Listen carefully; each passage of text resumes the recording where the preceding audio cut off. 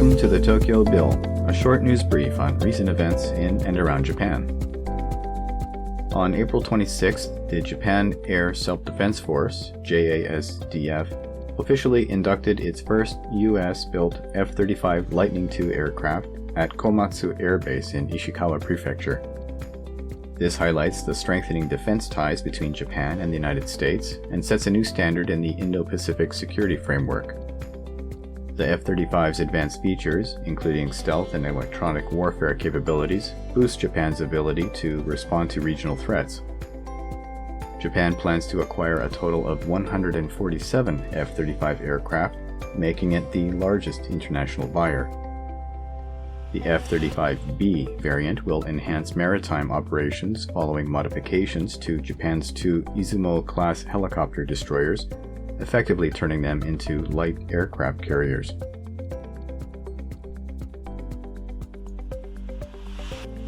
Japan's railway and airline companies are easing dress codes to improve working conditions.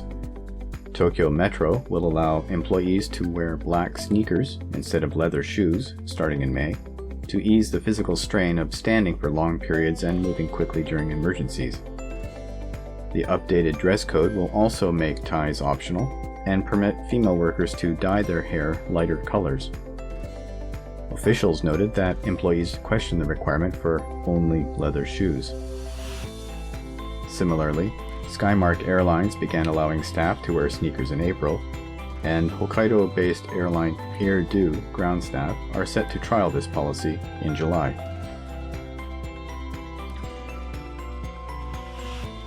43-year-old Yoshitaka Toda is being held for stabbing a university student at a Tokyo subway station. Before the attack at Todaimai Station, he used the restroom and then sat on a bench inside the ticket gates for about 30 minutes. The attack happened just before 7 p.m. while the student was waiting for a train. Security footage shows Toda chasing and slashing him multiple times without any prior contact between them. A train passenger who tried to intervene was injured with cuts to his hands. Police arrested Toda for attempted murder and are investigating his motive, but he is not answering questions at this time. South Korean media report that police have sent a case to prosecutors involving a Japanese woman accused of forcibly kissing a K-pop group member last June. BTS K-pop group member Jin had recently completed his military service and took part in a free hug event for fans. The woman, in her 50s, apparently got too carried away and kissed Jin on the cheek, leading to a criminal complaint by fans. Police sought help from the Japanese authorities to identify the woman, who recently returned to South Korea and voluntarily turned herself into police. Another woman is suspected of kissing Jin as well, but her location is unknown and investigations have stopped. A Japanese high court confirmed that advertising giant Hakuhodo must pay a fine of 200 million yen, or $1.4 million, for bid rigging related to the Tokyo Olympics. The court also confirmed an 18-month suspended prison sentence for Kenichiro Yokomizo, a former president of Hakuhodo DY Sports Marketing. The ruling stated that bid rigging included both negotiated and competitively awarded contracts.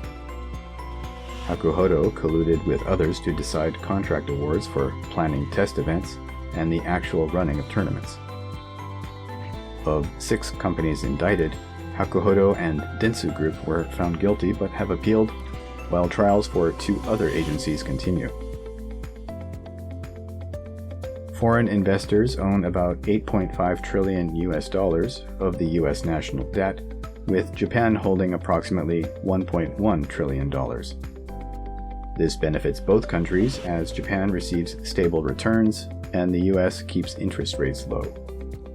However, U.S. tariffs on Japanese imports are complicating this relationship. Japan's finance minister recently suggested using U.S. debt as leverage in trade talks, a shift from past avoidance. Selling U.S. treasuries could drastically impact markets and Japan's economy, so Japan remains cautious. Further, Japan's U.S. Treasury holdings are linked to rising tensions with China, and while Japan has potential leverage, it is unlikely to use it aggressively, viewing it more as a strategic symbol than an immediate option. A digitization project at the United States National Archives aims to make 500 million pages of historical documents available online by 2026. But preserving original documents remains highly valued. Many of America's founding documents need repair from time to time. Enter Japanese traditional paper, washi. Washi's unique properties, being light, strong, and long-lasting, make it essential for conservation efforts. Its value in art restoration and memory preservation is increasingly recognized, including in UNESCO's list of intangible cultural heritage assets, and is being used by museums worldwide, including recently to repair damaged historical documents in Ukraine. North Korea launched several short-range ballistic missiles into the sea on Thursday, reaching distances of up to 800 kilometers. South Korea is coordinating with the United States and Japan about the launch. Japan reported no impact from the missiles in its territory. North Korea's missile program is banned by United Nations resolutions, but the nation continues to develop their capabilities. Experts suggest these tests may be aimed at exporting missiles to Russia, accused of receiving such weapons for use against Ukraine. A February investigation noted improvements in the accuracy of North Korean missiles used by Russia in the conflict.